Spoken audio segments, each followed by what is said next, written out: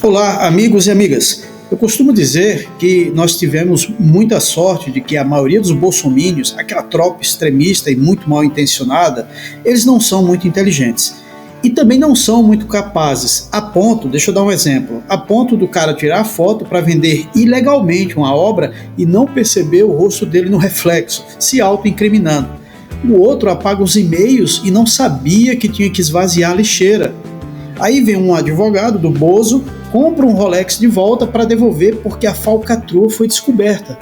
De fato foi sorte ou providência divina desse povo ser desprovido de inteligência?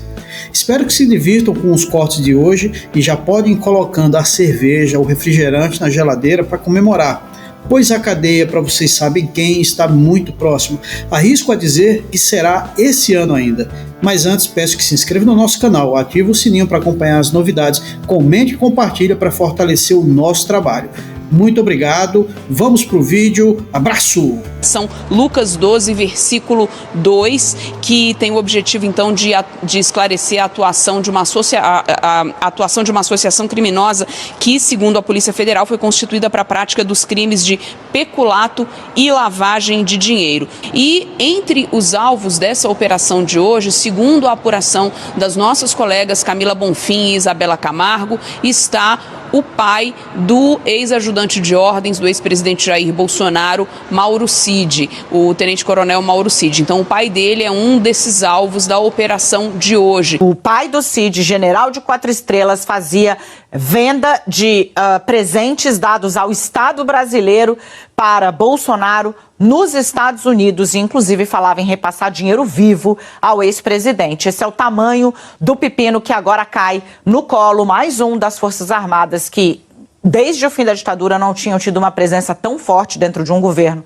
como o governo Bolsonaro. A análise contida identificou indícios de que Jair Messias Bolsonaro, Marcelo Câmara, Osmar Crivellati, Mauro César Barbosa Cid e Marcelo da Silva Vieira e outras pessoas ainda não identificadas atuaram para desviar presentes de alto valor recebidos em razão do cargo pelo ex-presidente da República. Identificou-se em acréscimo que os valores obtidos dessas vendas eram convertidos em dinheiro em espécie e ingressavam no patrimônio pessoal do ex-presidente da República, por meio de pessoas interpostas e sem utilizar o sistema bancário formal.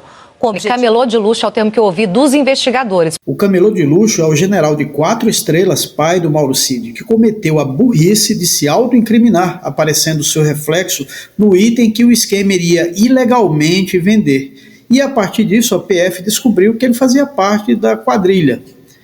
O Valdo falou dessa imagem e tá aí, agora a gente vê a imagem, quando o Valdo falou que é o reflexo do Mauro Cid. Essa digital do Mauro Cid, pai, na venda desses objetos. Tem o reflexo dele, gente, nessa embalagem. Quando você fecha bem a imagem, você consegue ver o reflexo da pessoa que está tirando a foto. A pessoa está se auto-incriminando, deixando provas contra ela mesma nessa imagem aí, quando ele então fotografa a joia que ele quer vender. Aí vem o OASF, que recomprou nos Estados Unidos o Rolex que o Bolsonaro recebeu como presente enquanto presidente para devolver ao TCU e tentar livrar o Bozo e o esquema deles, que se tratava de algo muito maior que somente a venda de um Rolex que não pertencia ao Bolsonaro, mas sim ao Estado brasileiro. A partir daí, em que se decide a operação reaver o relógio vendido, eles escalam alguém de confiança para fazer o trabalho. Quem? Frederic Wassef, aquele ex-advogado de Bolsonaro, uma figura, uma espécie de eminência parda no governo dele. E a PF sabe exatamente quando ele entra nos Estados Unidos. Ele pega um voo de Campinas para os Estados Unidos, ele desembarca em Fort Lauderdale no dia 11 de março e passa a negociar a recompra do relógio. O Wassef cumpre com o serviço que lhe foi encomendado. Aí o Cid é avisado, isso a PF também já tem, olha, deu certo, rolou, recomprei. E aí o Cid embarca para os Estados Unidos também, ele já estava no Brasil, de Campinas para Fort Lauderdale, recebe o relógio e volta para o país com ele no dia 28 de março. Segundo fontes com quem eu conversei da Polícia Federal, nós estamos falando de vendas que podem ter provocado uma renda de R$1 milhão aos envolvidos. Portanto, a Polícia Federal acredita que os fatos que estão em investigação nesta sexta-feira, estamos falando da venda de bens da Presidência da República, portanto, da apropriação de algo que não era seu, de uma comercialização feita de forma ilegal nos Estados Unidos, sem declarar para as autoridades. Segundo os agentes da Polícia Federal envolvidos na operação de hoje, essa operação toda que estamos falando pode ter provocado um lucro indevido, dinheiro que entrou de forma ilegal no bolso dos envolvidos de R$1 milhão. Estou contando aqui no blog, o Vinícius Cassella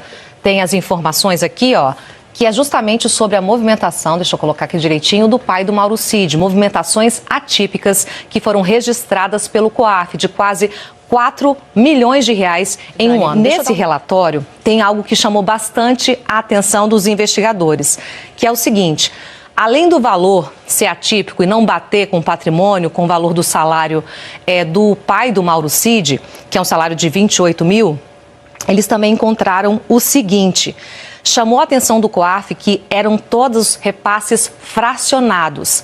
Repasses de 152 mil ao todo, Leilane e Dani, e eles faziam, gente, um fracionamento de até $3 mil. Valor sempre chegando até 3 mil, não ultrapassando, porque dessa forma você faz a transferência, só que não é obrigado a dizer por quê.